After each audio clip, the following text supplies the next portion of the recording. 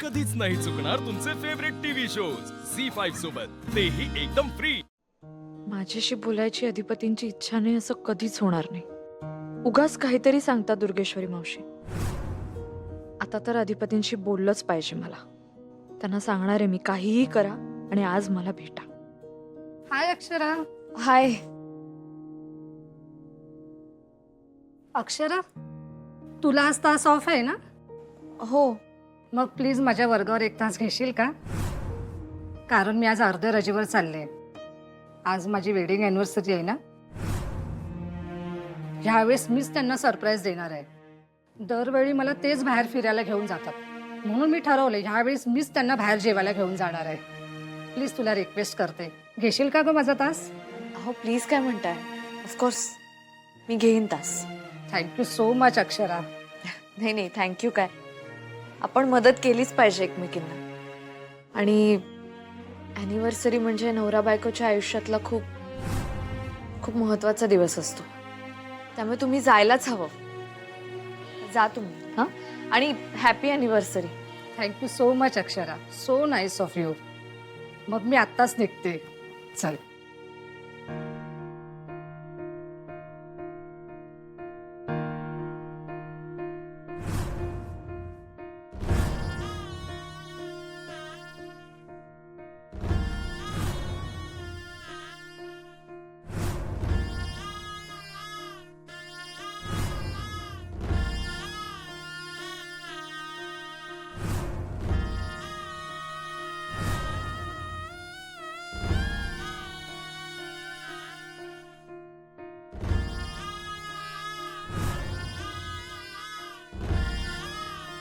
अधिपती, तुमच्या बरोबरचा प्रत्येक दिवस हा उत्सवासारखा असतो। मी आनंदी राहावं म्हणून तुम्ही किती काय काय करायचं, मग आत्ताच असे का वागताय तुम्ही? प्लीज माझ्याशी बोला अधिपती, एकदा बोला। मला खूप महत्त्वाची गोष्ट सांगायची आहे तुम्हाला।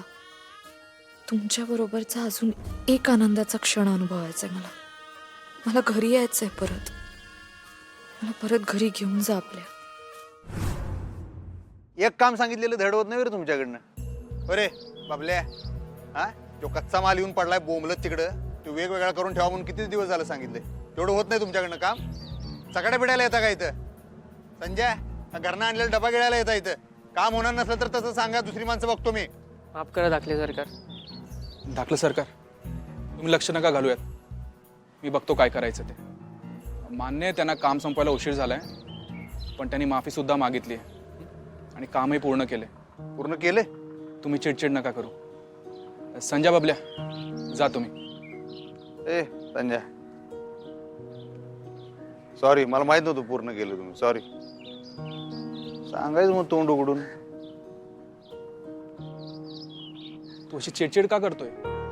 कामात ढिसाळपणा दिसल्यावर मग चिडचिड होणार नाही तर काय? तसं नाहीये, याआधी असे प्रसंग झालेत, ह्याच्यापेक्षा मोठी संकट आलीत, पण तू सगळं शांतपणे आणि समंजसपणे हाताळलेस। एकदा विचार कर, तुझी चिडचिड का होते? का होते? कारण तुझं वहिनींशी बोलणं होत नाहीये। असं काय नाही। असंच आहे, तुला कळत नाही पण तुझी चिडचिड होते। फॅक्टरी गोडाऊनमधले सगळी लोक मला विचारतायत, काय झाले सरकारांना? त्यांची तब्येत बरी नाहीये का? असे का वागतायत? ह्याआधी असे वागत नव्हते। भावा, प्रेमापेक्षा इगो मोठा नसतो। फोन घे आणि वहिनींना फोन लाव। हा? फोन घे आणि वहिनींना फोन लाव। अरे नाही नको, मी गेलतो की एक पाऊल टाकून मी स्वतःहून गेलतो त्यांच्या घरला स्वेटर द्यायला। ते काय त्यासनी कळलं नसेल काय? त्याच्यावर त्यांनी काहीच केलं नाही, फोन केला नाही, मेसेज केला नाही, काय नाही। याचा अर्थ काय? त्यासनी माझ्या संग बोलायचं नाही, ठीक आहे? नाहीतर नाही, मग आपण पण काय फोन बिन करायचं नाही, राहू दे। फोन लाव वहिनींना। अरे नको नको उनक्या, अरे येडायस काय तू? काय करायला? फोन लाव। अरे बारक्या पोरांनी करू नको, गबस उनक्या, येडायस काय? नको, काय गरज नाही आपल्याला फोन करायची, गबस। तुला कळतंय का? तुझं कामात लक्ष नाहीये, तू नीट खात पित नाहीयेस। एकदा फोन लाव आणि विषय संपव। ऐक माझं। नाही नाही, तसलं काय नाही, काय मरत नाही मी, काय नाही। तुला नाही ऐकायचंय? ठीक आहे, मीच लावतो आणि नको. अक्षरा वहिनींना सांगतो की तू तब्येतीची हेळसांड करतोय। नाही नाही नाही, हे असलं काय करू नको ओंक्या, तू हे जर काय केलंच नाही बघ, ऐक ऐक, मी मी मी तुझं तोंड बघणार नाही ओंक्या, लक्षात घे, मी तुझं तोंड बघणार नाही तू जर फोन लावलास तर। मग बघ केवढ्याला पडेल। चेष्टा नाही, मी खरं सांगतो।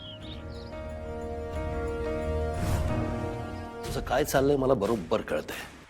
आणि तुलाही माहिती आहे की अधिपती तुला बाहेर जायला कधीच सांगणार नाही आणि याच गोष्टीचा फायदा घेतेस ना तू.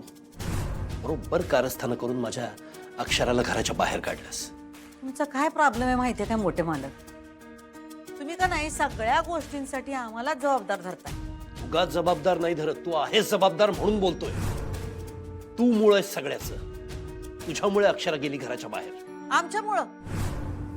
तुमच्या लेकाने सांगितलं की हो त्यांना घराबाहेर जायला. अगं तू त्याचं डोकं फिरवलंस म्हणून त्यानं सांगितलं ना तिला घराच्या बाहेर जायला. आमच्यामुळं नाही, त्यांच्या खोटेपणामुळं. अक्षरा खोटी नाहीये. त्या खोट्या आहेत हे सिद्ध झालंय. सिद्ध झालेलं नाहीये, तू ते सिद्ध करवून घेतलंस. अक्षरा खोटी नाहीये, ती खोटी पडली तुझ्यामुळं. आम्ही हे सिद्ध करवून घेतलंय, हे तुम्ही सिद्ध करा. हाय हिम्मत? ज्या गोष्टी आपण करू शकत नाही त्या गोष्टी बोलू नका. सिद्ध केलं असतंच मी. परिस्थिती माझ्या बाजूने असते ना तर मी सगळं सिद्ध केलं असतं. डोळ्यासमोर माझ्या घराची अशी वाताहत होताना बघत बसलो नसतो मी. तू खोटी बाई आहेस हे अधिपती समोर सिद्ध केलं असतं मी पुराव्यानिशी. पण माझा मुलगा माझ्या बरोबर नाहीये. माझे हात दगडाखाली आहेत. मग काढा की हात दगडा बाहेर. हा, मारा की जरा हात पाय. आणा पुरावे आणा. पण नाही, तुम्हाला पुरावा गावणारच नाही. आम्ही काही केलंच नाही तर आम्ही भिऊ कशा पाहिजे? तू कशाला भेशील? भीती भीते तुला. इतकी पाताळ यंत्री आणि नीच बाई आहेस तू. पण हे घडलंय कुणामुळं? हा, आमच्या ह्या अवस्थेला कोण जबाबदार आहे? तुम्हीच येळ आणलीत ना आमच्यावर. हे तरी मान्य आहे का नाही? का हे बी ना मंजूर? एक बोट दुसऱ्याकडे दाखवताना 4 बोट आपल्याकडे असतात मोठं मालक. हे विसरू नका. काही विसरत नाही मी. आणि माझ्यामुळे तू अशी झालेली नाहीयेस. तू मूळची अशी आहेस.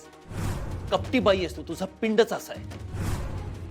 आणि काय माझ्या बाबतीत तू काय केलंस? इतकी वर्ष मला आजारी खितपत कुणी पाडलं? आम्ही. तोंड वर करून सांगतेस, लाज वाटत नाही तुला? नाही वाटत. आणि तुम्हाला एवढं वाटतं का नाही?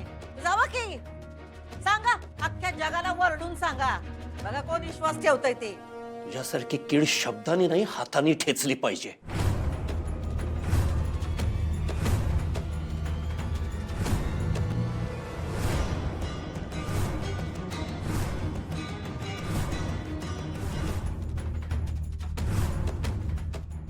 तुमच्यावर जीव लावला म्हणून ही काठी तरी तुमच्या हातात ठेवू दिली. नाहीतर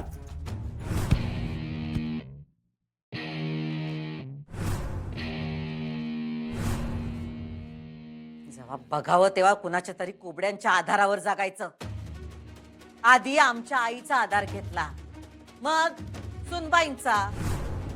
आम्ही तुमच्या लेखी कपटी कारस्थानी काय वाटल ते असू, पण एक ध्यानात ठेवा, आम्ही अधिपतींच्या आईसाहेब होतो, आहोत आणि कायम राहणार. तर आता राहिला प्रश्न तुमच्या सुनबाईंचा. त्यांनी आम्हाला लय ऐकवलंय. आतापर्यंत आमच्याशी असं कोणी बी वागलेलं नाही. एवढं आम्ही कुणाचं बी ऐकून घेतलं नाही तेवढं त्यांचं ऐकायला लागलंय. त्याने कावा आम्हाला मान तर दिला नाहीच. त्यांची लायकी सोडून बोलल्या त्या आमच्याशी. त्यामुळं आता आम्ही थंड बसणार नाही. त्यांना त्यांची लायकी दाखवून देणार. त्यासनी कळायला पाहिजे त्यांनी कुणाचा नाद केलाय ते.